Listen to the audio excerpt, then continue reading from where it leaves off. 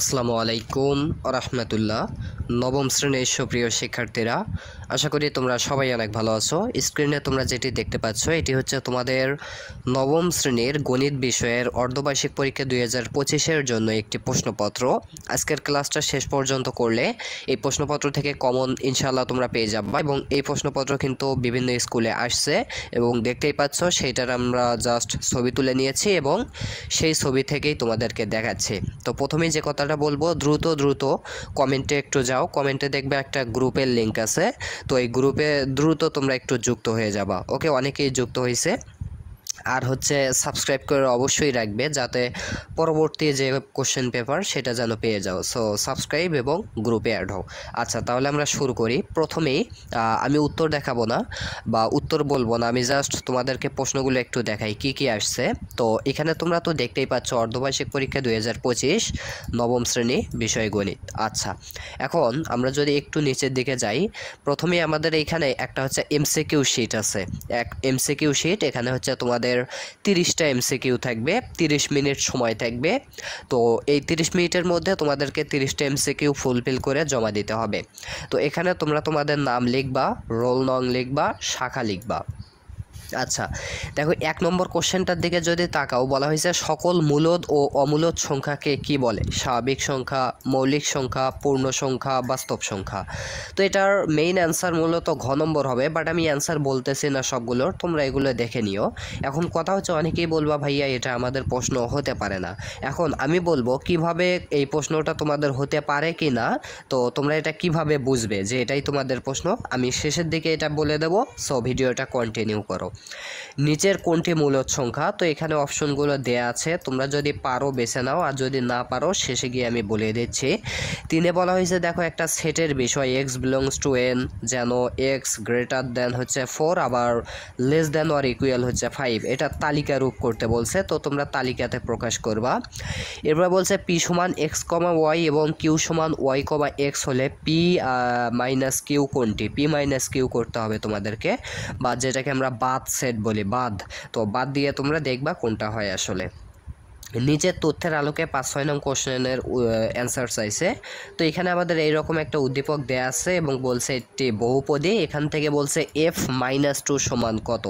তো এখানে তোমরা অবশ্যই বের করে নিবা, এই ওয়াই এর জায়গায় জাস্ট -2 বসালেই তোমরা কিন্তু পেয়ে যাবা। এরপরে দেখো f-1 সমান 0 হলে রাশিটির উৎপাদকে বিশ্লেষিত রূপ কোনটা? তো এটার উৎপাদকে বিশ্লেষিত রূপ অবশ্যই তোমরা এটা পড়ে নিবা ভালোভাবে। এর পরবর্তীতে দেখো এইরকম দেয়া আছে আর এইটা নির্ণয় করতে বলছে। তো এর পরবর্তীতে x² + y² = 9 এবং xy সমান হয়, তবে এইটা এর মান কত? তো অবশ্যই তোমরা এটা বের করে নিবা। এরপরে একটু তোমাদেরকে দেখাই, 9 নং কোশ্চেনের দিকে দেখাও, এইভাবে কিন্তু আসছে। তো তোমরা দেখতে পাচ্ছ আশা করি, যেহেতু উত্তর বলতেছি না, প্রশ্ন অত বিশ্লেষণ করে কোনো লাভ হবে না। তো এরপরে তোমরা 10 নম্বরটা দেখতে পাচ্ছ, 11, 12 আছে, 13 আছে, 14 আছে, 15 আছে। ওকে, আর একটি কথা যে তোমরা এগুলোর কিন্তু চাইলে নিজে নিজে উত্তর করতে পারো। এই যে চ্যাট জিপিটিতে আমরা যদি এই কোশ্চেন পেপারটা সাবমিট করি তাহলেই কিন্তু সে সবগুলোর উত্তর দিয়ে দেবে। আচ্ছা, এর পরবর্তীতে 16 নম্বরে বলছে 0 ডিগ্রি কোণের সম্পূরক কোণ কোনটি? তো এইভাবে দেখো 17, 18 আছে, 19, 20, ওকে, 21। আচ্ছা, তাহলে তোমাদের সুবিধার্থে আমি এই কোশ্চেন পেপারের যে লিঙ্কটা সেটা কমেন্টে দিয়ে রাখবো, হ্যাঁ, তো তোমরা সেখান থেকে ডাউনলোডও করে নিতে পারবা, তাহলে তোমাদের সুবিধা হবে।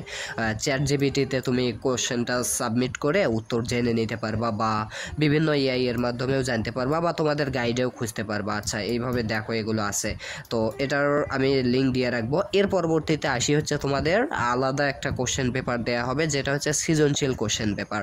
তো এইখানে তোমরা একটু লক্ষ্য করো, আমাদের এখানে নবম শ্রেণী গণিত সংক্ষিপ্ত উত্তর প্রশ্ন আর সৃজনশীল প্রশ্ন থাকবে। তো দেখতে পাচ্ছ বলা হয়েছে এখানে 2 ঘন্টা 30 মিনিটে এটা কমপ্লিট করতে হবে। যে কোনো 10টি প্রশ্নের উত্তর দাও। তোমাকে আগে এগুলো হচ্ছে কি আমাদের সংক্ষিপ্ত কোশ্চেন, তো এখানে 10টা আছে, সরি কয়টা আছে, 15টা আছে, 10টার অ্যান্সার করতে হবে। তো তোমরা এগুলো তো দেখতেই পাচ্ছ আশা করি, আমি তাই আরও একটু ছোট করি যাতে তোমরা পুরো 15টা একসাথে দেখতে পাও। তো আশা করি তোমরা এখন দেখতে পাচ্ছ এখানে পুরো কোশ্চেন যে একসাথে। ওকে, আচ্ছা, এর পরবর্তীতে আমরা যেটা করব সেটা হচ্ছে কি, দেখি কি আছে, সৃজনশীল প্রশ্ন আছে। তো এখানে তোমাদের হচ্ছে প্রত্যেক বিভাগ থেকে ন্যূনতম একটা করে দিয়ে মোট 5টার উত্তর করতে হবে। তো এখানে 5টাতে তোমরা 50 মার্ক পেয়ে যাবা। প্রথমে 1 নম্বর দেখো, সেট থেকে একটা কোশ্চেন আসছে, দেখতে পাচ্ছ, ক খ গ। এর পরবর্তীতে মেবি এটা বীজগাণিতিক রাশি থেকে ক খ গ এরকম আসছে। এর পরবর্তীতে খ বিভাগ জ্যামিতি থেকে একটু খেয়াল করো। তো এখানে দুইটার মধ্যে যে কোনো একটা তোমরা দিবা। যদি দেখা যাচ্ছে যে তোমার বীজগাণিতিক রাশি একটু সমস্যা বা কঠিন হয়, তাহলে এই যে সেট থেকে দিবা, সেট সহজ হয়। তো এখান থেকে একটা দিলে একটা পেয়ে গেলা।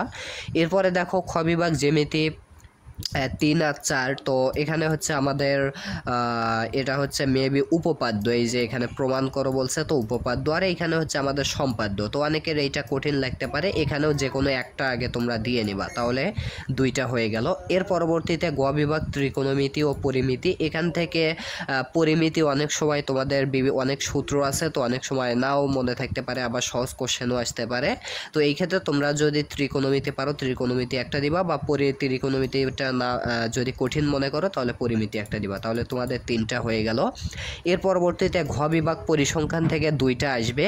তো তুমি কিন্তু চাইলে, যেহেতু পরিসংখ্যান সহজ লাগে সবার কাছে, তুমি চাইলে এই একটা বুদ্ধি করতে পারো, সেটা হচ্ছে কি, পরিসংখ্যান থেকে বাকি 2টাই দিয়ে দিবা, তাহলে তোমার 5টা মিল হয়ে যাবে।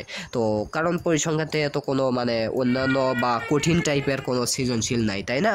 তো এখান থেকে কিন্তু তোমরা খুব সহজেই দিতে পারবে। আশা করি তোমরা বুঝতে পারছো। এখন কথা হচ্ছে এই যে এটা কি তোমাদের প্রশ্ন কিনা, এটা কিভাবে বুঝবা? তো সেটা বোঝার জন্য যে কাজটা করতে হবে সেটা হচ্ছে কি, তোমরা একটু তোমাদের এর আগে যে পরীক্ষাগুলো হয়েছে, যেমন বাংলা, ব্যাকরণ, গ্রামার, তো সেই পরীক্ষার যে প্রশ্নটা আছে তোমার কাছে, সেইটাতে চলে যাও। চলে যাওয়ার পরে দেখবা সেই প্রশ্নের সাইডে কি এরকম গোলাপ লেখা আছে কিনা। যদি লেখা থাকে তাহলে তো ধরে নাও এটা তোমার অফকোর্স প্রশ্ন। আর যদি না লেখা থাকে তবুও তুমি দেখবা এই যে সৃজনশীলগুলো তুমি যে দেখতে পাইলা, এই সৃজনশীলগুলো তোমাদের গাইডে সরাসরি এইরকম কোনো সৃজনশীল আছে কিনা। যদি তখনও মেলে তাহলেও মনে করবা যে এটাই আসলে তোমাদের প্রশ্ন। তো এইভাবে তোমরা খুঁজে বের করতে পারো। ওকে, তো আশা করি তোমরা বুঝতে পারছো। সো আজকের ক্লাস এ পর্যন্তই আমরা রাখতে চাচ্ছি। আর হচ্ছে দ্রুত গ্রুপে অ্যাড হও, সাবস্ক্রাইব করে রাখো, আর প্রশ্নের লিঙ্কটা দিয়ে রাখতেছি, ডাউনলোড করে নিও। আল্লাহ হাফেজ, সবাই ভালো থেকো, সুস্থ থেকো।